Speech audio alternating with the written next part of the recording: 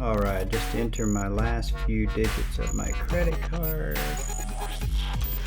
Kevin, what are you doing, Kevin? We're supposed to be recording. Buying 48 cases of MREs for the impending apocalypse. What are you doing, Jason? What? 48 cases? Why are you doing this, Kevin? Should I do twice as many? I could do that, but that's going to put me a little bit strapped for the month. I think 48 will cover me for now. Okay, Kevin, what's behind this? Why are you worrying about some apocalypse? Well, because we're about to have this cyber breach, this major cyber breach. It's going to take down the supply chain. It's going to take down the internet. It's going to take down my ability to go and buy goods and services online. And I'm just trying to get ahead of all that. Whoa. Slow that pony horse down, dude. You're going in the wrong direction, man. You don't need to go and prepare like a doomsdayer and get all your food and water and put it in a bunker because we're going to have some big apocalyptic breakdown. I don't? No, that's not how you manage this stuff. But I will tell you what, we have a guest tonight that's going to help us understand how you prepare for a cyber breach. Why don't we bring him on and ask him these questions and see where he brings us? I don't think you need to go buy all that stuff. Okay. We'll bring him on. We'll see what he has to say. And then maybe, just maybe I'll come back to this. Sounds good. Let's go. All right.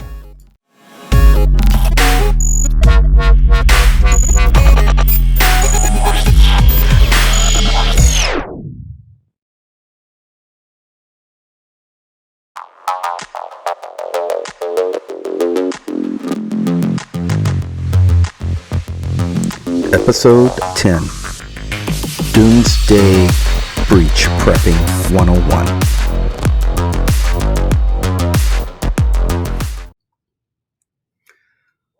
Welcome to the 10th episode of the Cyber Distortion Podcast. This is a very special episode for us, a milestone, number 10. That's great. Woo! And yeah, this is our first real milestone since we've gotten started. So Stephen, our special guest, thanks for joining us tonight. I know how busy you are, and especially these days with everything that you've got on your plate. So we appreciate you taking the time to join us this evening. This is going to be a really good discussion. I'm looking forward to hearing you discuss breach response and everything that you do, and how you can help other people get prepared for breach preparation and how they deal with these things. So it's going to be fun to cover all the aspects of breaches in depth tonight.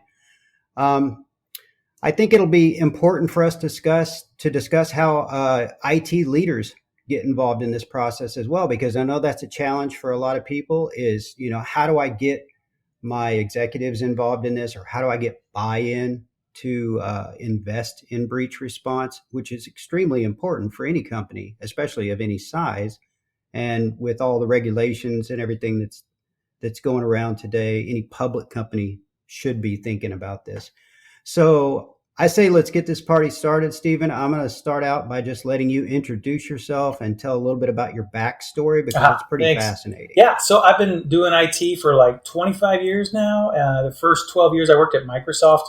Most of that time I was spent traveling around the United States, coaching and talking to IT leaders about our technology, helping them make sure it was secure and get it deployed. So that was a big bulk of what I was doing.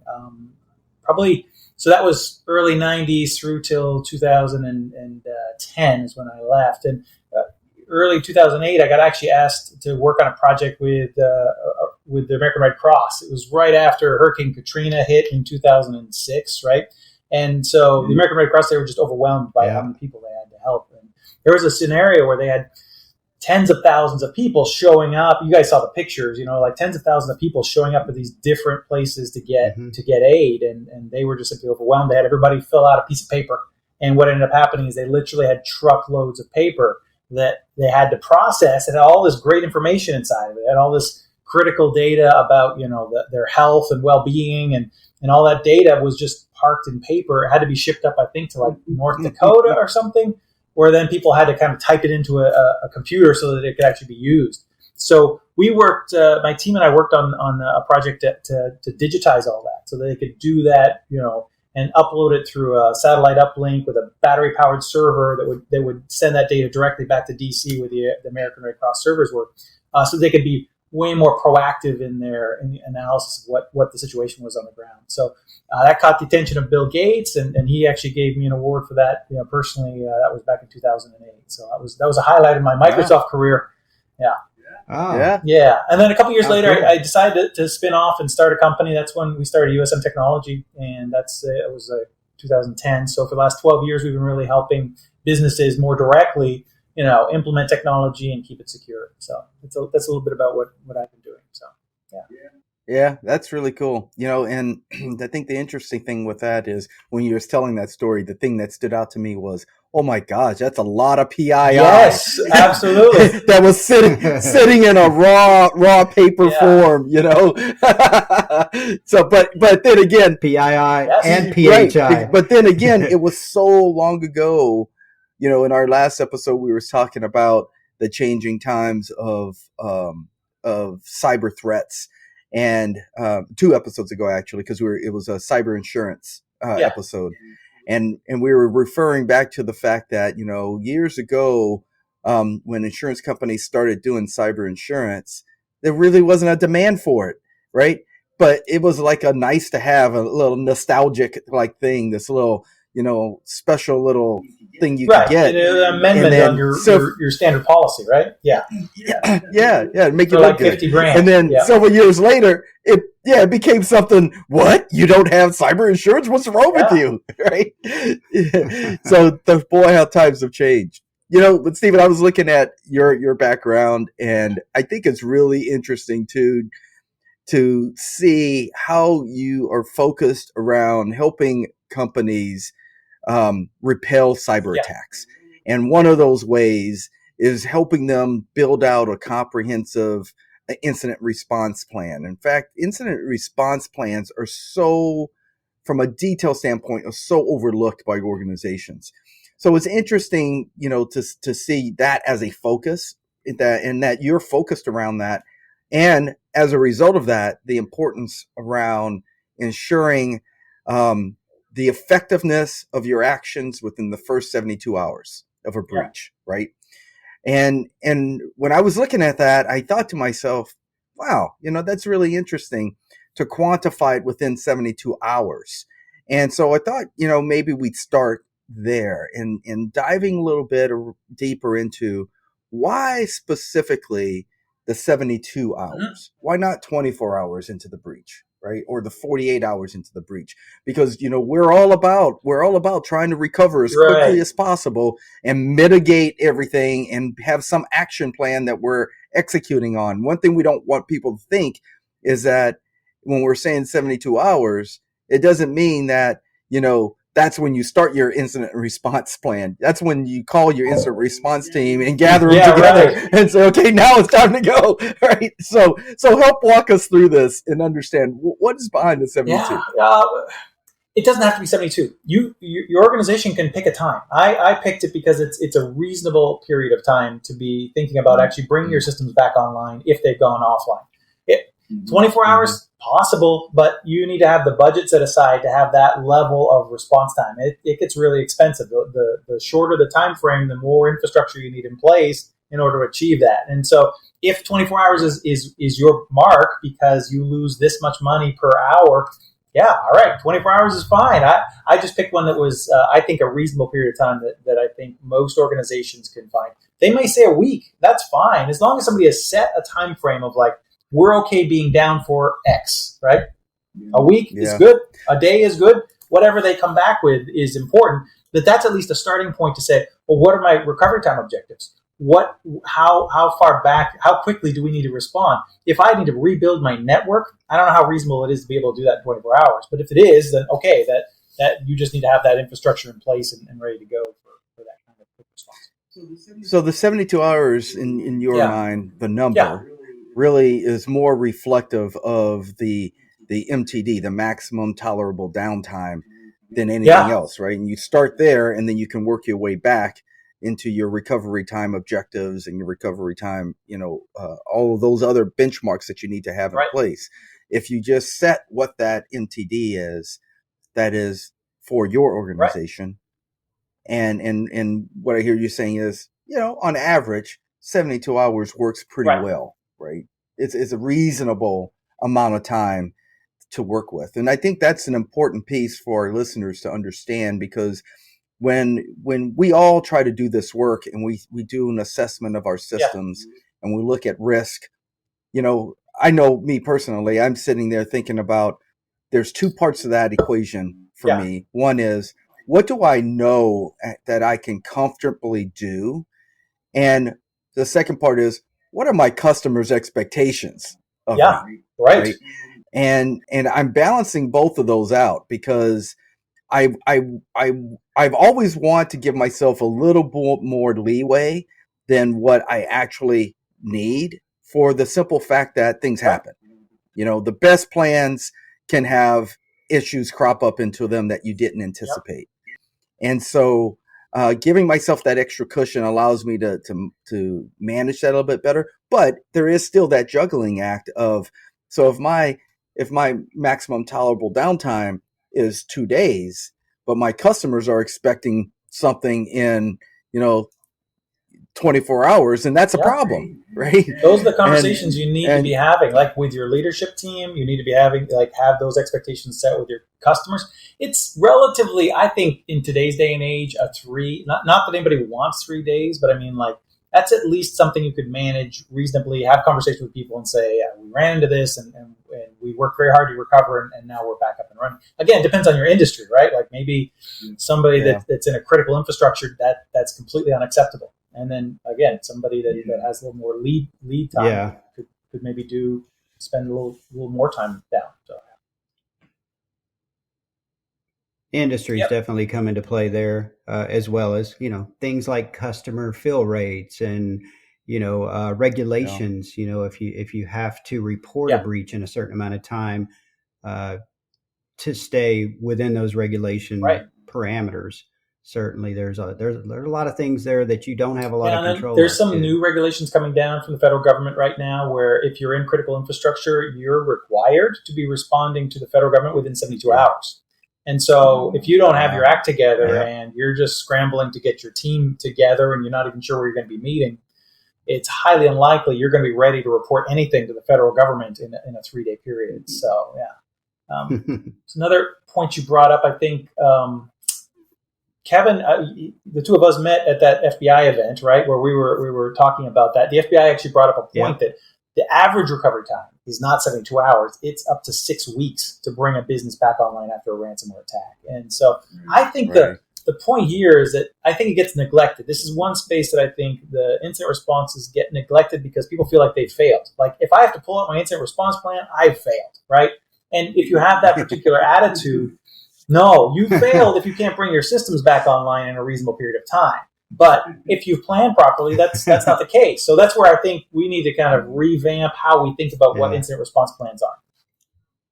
Yeah, that's a very good point. And one of the things, and I think let's spend a little time unpacking that part, because here's the thing with that: the understanding. Making, so in our society, making the switch between, someone attacked you did something wrong, right? Might not have exfiltrated data, might have contained the incident, right? But the fact that someone attacked you must have done something wrong. Well, here's reality. Everyone's going to get attacked, right? And you're going to get attacked more than once. so that reality is you're being attacked right now, whether you know it or not. Exactly. The difference between what happens in that, how you respond, how do you recover out of that, is what's going to be the difference. So the pieces of the equation that are the most important isn't worrying about, someone attacked me, I must have did something wrong. No, expect that. Expect that that's going to happen.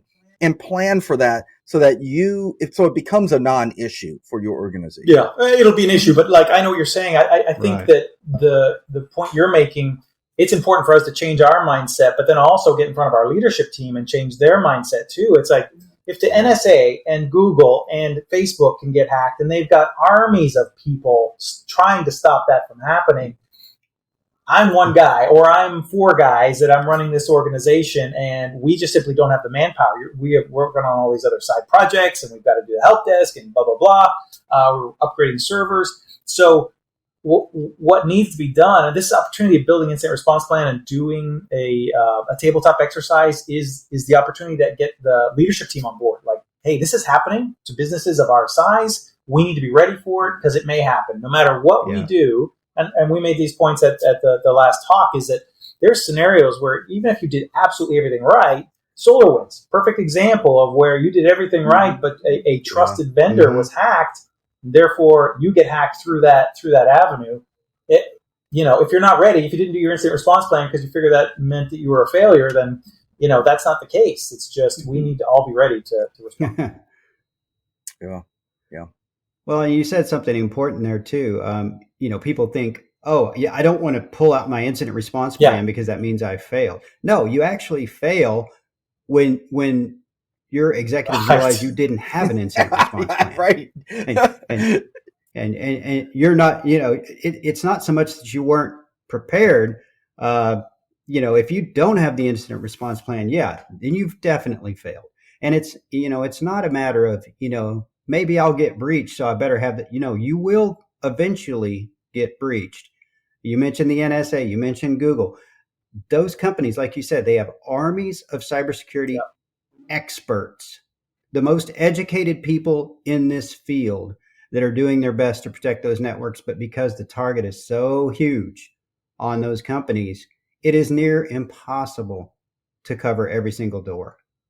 It's just, there's always a way in. It's just a matter of, is somebody going to find it? Yeah. I like to think one step further too. I like to think, and I use this often from being in sports. I like to think that it is important to practice how you're going to play, and just having a plan is a step. But if you don't practice that in anticipation for something occurring, then when something occurs, someone's going to go pull the playbook, and they're going to be like, okay, how do you read this? Yeah. Well, what am I supposed to do? There would be mass chaos and zero organization. So practice how you're going to play, anticipate things happening, and then you're more effective, when something does. Absolutely. Those are the facts right there. You definitely need to practice your plan. Okay, I want to shift gears a little bit here, guys. I wanted to ask Stephen a quick question in the form of a hypothetical. And I think this might be interesting to hear your answer on this, Stephen. So I'm thinking about two clients. I've got client one who has the best in class systematic controls to protect their environment, the best tools money can buy today to prevent cyber attacks. However, they've not done a lick of user awareness training, and they haven't prepared and built an incident response plan and done any type of tabletop exercises. So that's client one. Best in class system controls, no training, no incident response plan. Client two, on the other hand, has very weak controls because they've got a constrained budget and they just haven't had a chance to upgrade their controls.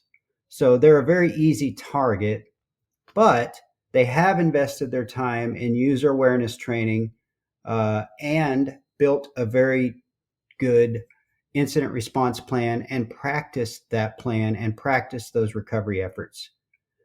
So the question is this: if you had to pick one of those two clients to work with and represent, which one would it be and why? Yeah. We don't get option 3 at all here for this. I can't make it easy on you. There's always weaknesses. There's no business that's 100% rock solid across through and through. But obviously, client one left the front door wide open without training their staff. That's like number one way the hackers are going to get in. They're going to trick through social engineering or phishing email, trick them into launching the attack, and away they go. So, they're in a high risk situation. But client number 2, I don't know if they're any better. Like if you consider the front door being left open but not training your users, if they don't have any other controls in place, they've left all their windows open. So the hackers are going to get in through one of those scenarios too. Yeah. I would say the weakness of scenario 2 is you're not going to qualify for cyber insurance. So, because you don't have the controls in place that are needed for you to qualify for cyber insurance. Now, having an incident response plan, that's an up step there. So they will at least be ready for when that attack happens. Whereas client 1 will probably be starting from a dead stop. So, if I were to design client 3, if I'm allowed to do that at this stage, I would say take care of the top 3 scenarios, like the unpatched systems, training your staff, and making sure your credentials are tied down. Like, do those 3 fundamental things, which are the core ways the hackers are going to get in. Do whatever you need to do to get your cyber insurance, because there's those pages. We're helping our clients now. They're 4, 5, 6 pages long now of questions about different controls that need to be in place. Yep. Got to get through that. Move towards your incident response plan. Get that ready to go so that you're ready for that first 72, first X hours after a cyber attack. And then get your leadership team on board. So you built the plan. Don't just put it on a shelf.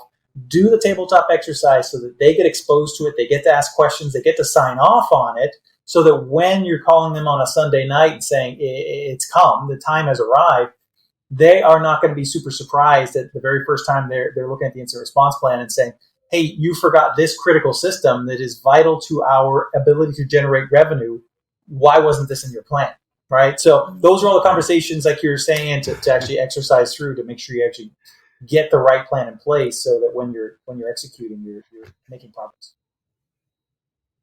So I really like how you addressed the 2 scenarios and then said, but really what you need is scenario 3. This is what you should do. That was a very good approach. Yeah.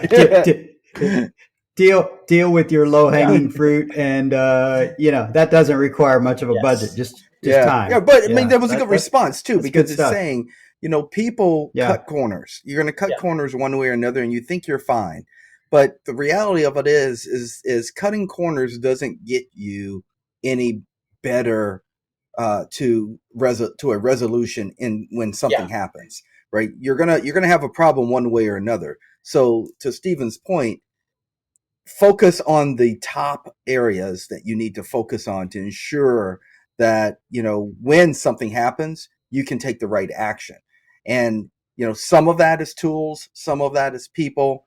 Ultimately, it's a combination of both of those things that should happen, right? And then you're better prepared, because at the end of the day, it doesn't matter how many corners you cut if you lose your business from a breach. Right. I think iteration is a piece too. Well, when you think about, like, I took you through a path of, like, that's the first time you go through it. Then you go back through it. You go to the controls you have in place, and then you run a penetration test, and you actually try to break into your own network and see what broke during that process. And then, like you said, Jason, run tests on your recovery process. Like, we did this with one of our biggest clients, and we were doing a full recovery. So not just bringing back a couple of files, but really trying to build out their network in a recovery network. And we found out all sorts of problems. Like, the one I remember having is that we use, our site recovery solution. We are actually challenging the technical team as they were bringing the system back online. Not my technical team, but the recovery service team, because the IP addresses were not working out like we had planned in the document. And so we were like, hey, we've plugged it in as it should be, but this network can't talk to this network. And so there were port issues that we had to work through. That's all the stuff you find when you actually do a recovery of your data that you're not going to find just by writing it down. That's a very, very good point too. I've done for the last 3 or 4 years, I do SOC audits, the technical review on SOC audits for organizations.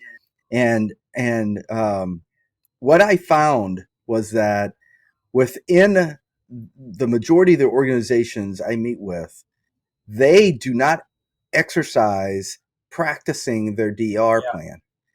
And if they do, it is, we've read the book, we've read the plan, and we know what we need to do. But are you going to do a partial failover? At least, and validate that you're not running into any issues when you do that failover. And most often it's, no, we think that might be a good idea. We just haven't done that yet. Right? Well, you might want to get on that, right? That's an important aspect to knowing if this is going to work when you need it to. Session recap. According to the FBI, the average recovery time from a breach is roughly 6 weeks. Tabletop exercises are an excellent way to involve your leadership teams to understand breach response. Maximum tolerable downtimes are different for different types of businesses, but all companies need to define this criteria.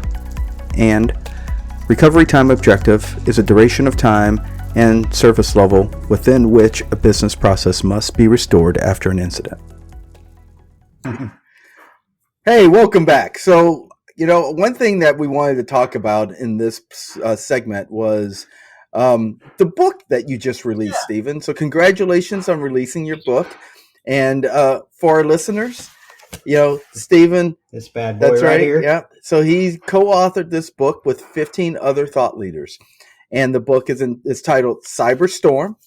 And in this, really, I think it's important for people to know that if you are in charge of cybersecurity for your company, this is something you probably should read. And you really should go through it in detail. And so what I thought would be interesting would be to hear from you a little bit about some of the motivation behind the book and what was your thoughts around that, and how did you guys all come together to share your thoughts around this, and then even share a couple of important topics, takeaways that you think, are in the book that our listeners could benefit from. Yeah, sure. Absolutely. So I'm really excited about the book. We wrote this over the last 6-9 months, and it's with a peer group of mine, and it's mostly a public service. Honestly, we donate 100% of the proceeds to St. Jude's, the research hospital. And so, awesome. We're super excited because it made the Amazon bestseller in 3 different technology categories right when it launched. So so it's gotten a lot of attention, and our focus was really, we want to get this information out there. There's a gap here, and we wrote it. I wrote my section specifically to business owners. So if you're an IT leader, absolutely you're going to get value out of the whole thing. But I was like, my section is really to help IT leaders bring their leadership team on board. And we've been talking about this the whole time, but that's a really critical piece of this whole puzzle, is that you don't find yourself in what I call two-front war. Is that as soon as the hackers attack you, they will actually deliver messages. There's like explicit messages that said, hey, it was so easy to break into this network. You guys were, whoever you had hired to do this were completely incompetent.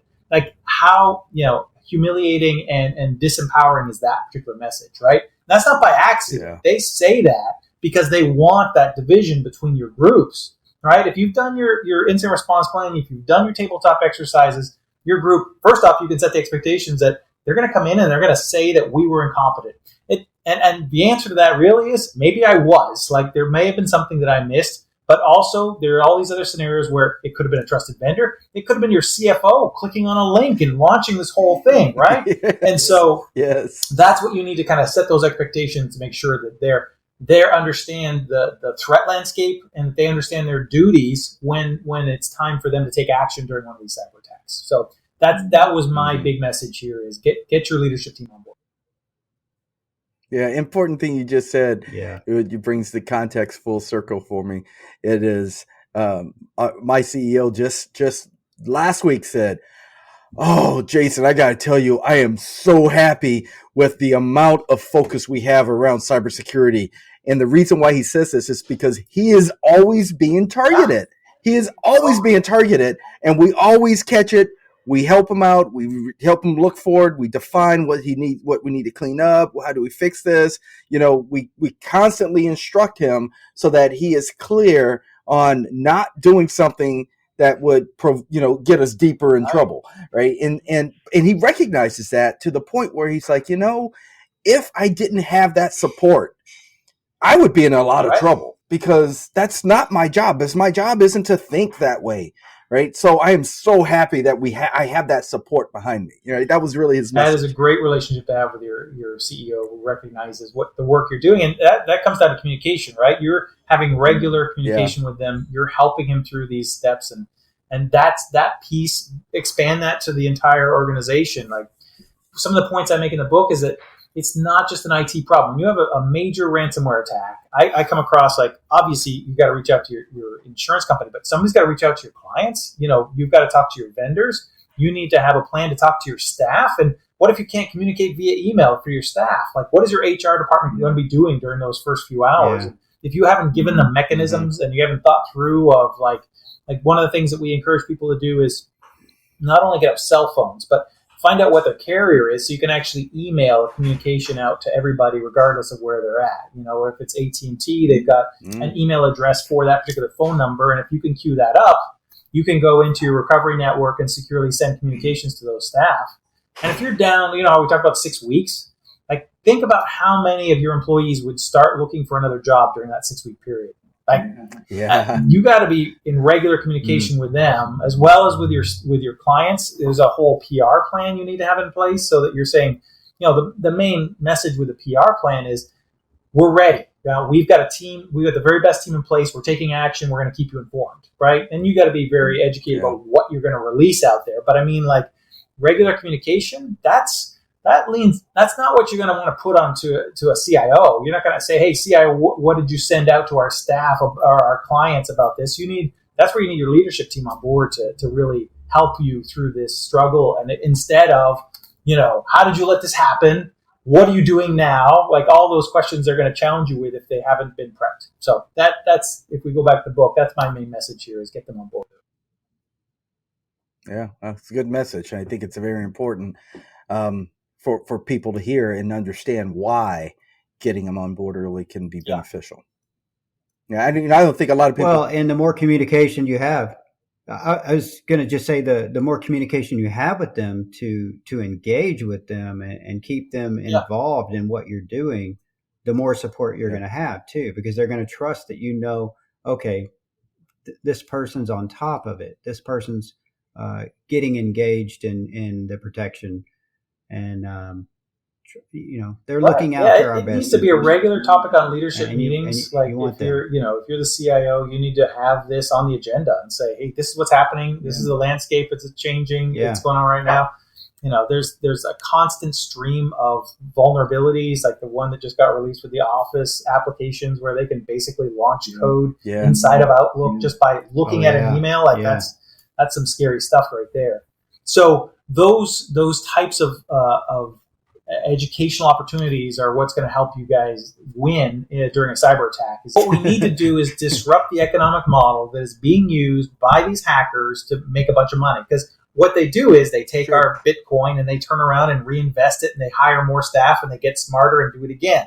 Like, it's a cycle again and again and again. You got to say, well, how do I break that, right? And coming back to this whole first 72 hours, if you're ready to respond to the attack and you don't have to pay the ransom, if you're not leading into week 6 and week 7, I'll tell you an interesting story that the security firm that we use for our penetration testing, they were helping a firm. It's a liquor distributor, right? And so they went into a situation where they got hacked. They got ransomed for $2 million. So this is like a local, not a big company, but a local distributor of liquor that you'd find in a regular sized town. And they decided not to pay the ransom. So they went through the process of rebuilding their network from scratch. And it wasn't a 72-hour process. It took them 40 days to bring that system back online. So that means 40 days where the bars and the restaurants were not getting liquor distributed to them. And they had exclusive agreements with these guys, so they couldn't go out and shop elsewhere. So, the shelves were running dry, and that kind of pain. So they got through 40 days of rebuilding, and all of a sudden they starting the trucks and start sending them out. And then guess what happened 3 days later? They got re-hacked, re-ransomed, and they started the whole process over 3 days later, right? And guess what the ransom was? It wasn't $2 million. Oh, man. It was $4 million. So they doubled the ransom, right? Yeah, I was going to say. So they had to go around begging their clients, after 40 days of running dry, beg their clients to pay them so that they could get the Bitcoin and pay off that particular ransom, because they'd spent all their money recovering the network. They just forgot to figure out how to close the door that the hackers got in the first place. They restored all their data, and with that, they restored the same whole attacker. Yeah, same attacker. That's a good point, right? And I think when we talk about those pieces of the equation, I think the debate that we have often, it being the government talking about how they can be involved, or private sector talking about what they need to do. The challenge we have is there's money involved in this, and if you take away the incentive, then you've cut out the one thing that is driving people to do this work, right? So that's one part to it. The other part to it is I believe is education. I don't think there's enough education. We're going through a cycle in which most people, and when I say most, I'm not just talking about private sector industries. I'm talking about individuals as well, because the individual has a direct tie to that private sector organization and is the most often the avenue. It's the individual that is the avenue that's allowing the door to be open to get into that organization, to take the organization down. So this isn't just educating organizations. This is educating individuals as well. And there's just not enough of that happening for people to make smart decisions on how to keep themselves safe. So if you're not addressing both of these pieces, then we're not really going to stop it until we become smarter about the fact that everything you do, well, Kevin, you said this a little while ago, we were in cyber insurance one. It's like, hey, I got the answer for you. Unplug the net from the network. Don't use the internet, right? Yeah. Well, no one's going to do that. Everyone's going to use the internet. But if you're going to use the internet, then you need to use it wisely. You need to be a very informed user on the internet. And that is a very big step that's important in stopping this stuff, as well as figuring out a way to cut out the money incentive that these hackers are gaining from us. It's the key is bringing those systems back online quickly. Your critical systems, the things that they're stopping the money from flowing. Figuring out what are those systems, right? What are the critical systems? If you're manufacturing, it could be something on the floor. Your finance, you'll be able to pay your people, right? So figuring out what all those critical systems are, prioritizing them. Don't let the leadership team say everything is important. You have to really think about what is critical to your systems and bring those back on, like I said, 72 hours or whatever your number is, as quickly as possible, so that you can keep doing business and not pay the ransom. If you don't pay the ransom, we break the system, they stop doing it. But as long as we keep paying those dollars and they keep flowing out of the United States, there was some stat that was released a few years ago where it was like, this is the largest transfer ransomware. Well, I'll just call it cyber crime. Largest transfer of wealth in human history. So can you imagine that? We are and think who's getting that money. It's not like it's going to a good cause, right? It's going over to syndicates that are feeding this machine of hiring more and more criminals that are focused on nothing but destroying businesses. Like that's their business model is destruction. So anyhow, we do have to figure out how to get a handle on this, and that's why I think the focus needs to be on, like you said, educating your leadership, educating your staff. Regular training is critical, and they keep changing their modes and their techniques, and so you need to have a way of, like, every month, even if it's only 20 minutes of training, then test them and see who fails, and then retrain them, and just keep that process going again and again. That is critical for sure. Yeah, definitely. Yeah. That's fascinating stuff. One thing I'd like your opinion on is, you keep hearing that governmental agencies are getting together, they're putting their heads together. CISA was part of a board last year at DEF CON. Jason and I sat in on this conversation, and one of the topics of conversation that was very controversial was addressing the ransomware threat by punishing those that are being breached, by hitting them with fines. And it's like, well, wait a minute. They just got hammered by these attackers, and in some cases made a business decision to save their company, to pay that ransom, and now you're going to hit them with a fine because they weren't prepared, or that they made the business decision to pay that ransom instead of just let the business die on the vine. What do you think about that? I mean, is there a winning side I to don't that know. argument? It's tricky. Like, you could take that a bunch of different ways. Like, is it not our government's responsibility to protect us from this international threat? And, like, why do you blame the Yeah. victim, right? Like, that really is what's in place. But, on another hand, you're like, well, maybe you didn't take all the precautions you needed to. And the truth is, no matter what, if we keep paying the ransom, they're going to keep doing the attacks. Like, that system needs to be broken down. So Yeah, of course. it's a complex issue. Session recap. Cybercrime is the largest transfer of wealth we've seen in human history. Training is critical. Individuals are still the primary attack vector from which most breaches begin. Prioritize your critical systems. Remember, if all systems are considered critical, none of them are. If you get hacked, be sure to patch your systems, ensuring the same hackers don't have access to your systems again. And AI will likely be the catalyst for many cyber attacks in the near future. Lastly, please consider buying Stephen's book, Cyberstorm, on Amazon. All right, guys, so in this next segment, I thought it'd be really cool to kind of go over some of the craziest hacking stories maybe that you've heard of or encountered. And I was going to kick this off with a story that I read in Wired magazine on my last trip to Orlando just a few weeks ago. Picked up Wired and I was reading through it and I'm like, oh man, I'd heard about this, but I hadn't heard about the details behind it.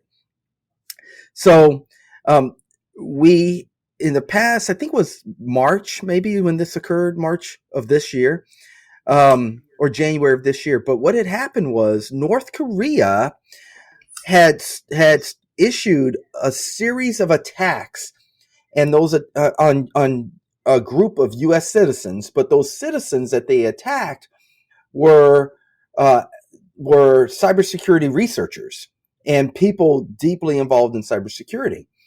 And one of the individuals they attacked just got pissed. He got pissed because he got hacked by North Korean spies, and he's like, enough is enough. And so this guy turned around and he issued an attack against North Korea, and he goes by the handle of PX4.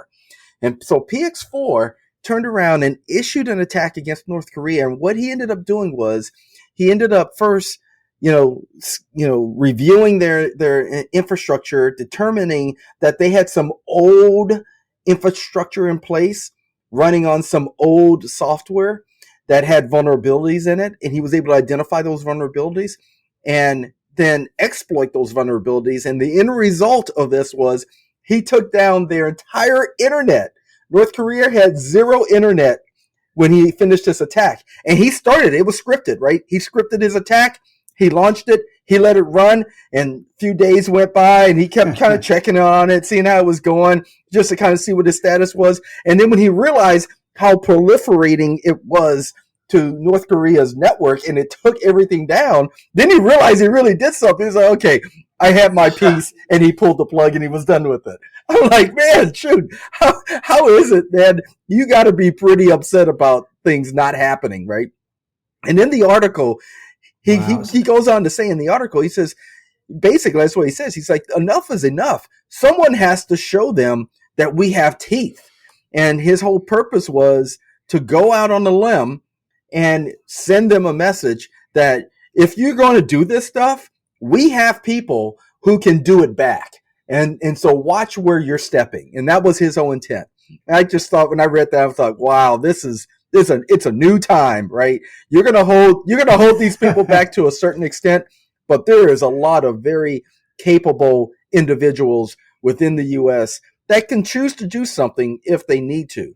Now, there's going to be repercussions for that, obviously. So, this should never be condoned as something that you should do, But it is interesting to see, how this one ended up playing out. What are some of the ones that you guys have? Cyber Distortion podcast does not condone that type of activity, right? Yeah, exactly. Exactly. How about you, Kevin? Wow. What have you heard? Oh, wow. Yeah. Well, I don't know if it'll top basically DDoSing and taking down North Korea's internet, which is pretty impressive. But there's a device out there that I was reading about called the Wi-Fi peg leg. And apparently, this device is being surgically implanted into humans, and these humans are being used as hosts to carry hundreds of gigabytes of data from one country to the What? next. So it's almost like, yeah, it's almost like, instead of bootlegging drugs or, guns or, anything like that, you're bootlegging data across from one country to another through the Wi-Fi peg leg, which is about the size of a pack of bubble gum that's surgically implanted in the human body somewhere, usually in the leg, and then they go right through across borders or with this data. leaving a company. Very too. interesting. Like if somebody's inside of a company with sensitive data, just walk out the front door. Right? Yeah. Think about what could be done with that. That's incredible. How about this one?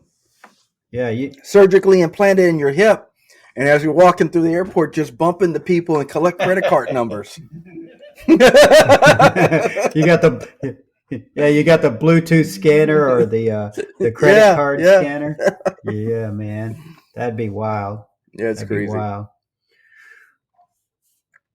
Have you heard of any of these types of attacks or wild technology stories? This happened a little while ago, but I know over in the UK they had a situation. Everybody's seen those deepfake videos, right? So now the hackers are using a portion of it. Deepfake videos are still pretty easy to kind of call out, but what they're doing is they're learning the voice of the executives inside of the company, and then they're going and calling up, controllers and CFOs and playing the voice of the CEO and using that to say, hey, I need you to transfer this money. So most of our people have been trained to watch out for phishing emails, but this whole concept of voice synthesization using AI and then attacking them through the phone, it's a whole different tactic. And in this case, I think they were able to transfer almost $250,000 out of that particular company's bank accounts. And so it's just one more vector we need to be worried about, right? This is just one more place we need to train our people of like, you need to double check. You need to have a secondary route to that person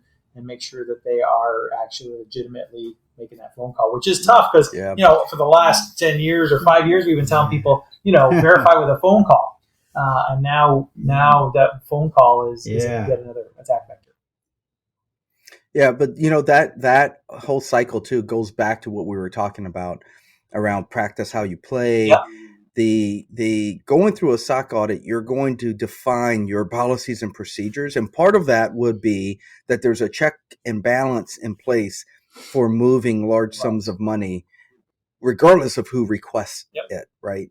And if that is not happening, then there is a breakdown in your policies and procedures, and even. What we've done is we do tabletop exercises every month. And one of the tabletop exercises we don't focus on any one area of the business. We focus on all areas of the business. So we randomly pull a tabletop that's focused on finance. And when we do it on finance, it might be specifically around the checks and balances of a policy and procedure, right? So you did this. What other safeguards do you have in place to control this, right? In this situation, we'll present a use case and we'll let them explain, their actions and how they're managing it and what they're going to do. And that allows us to then bring up a lot of questions to find gaps in the process and procedure.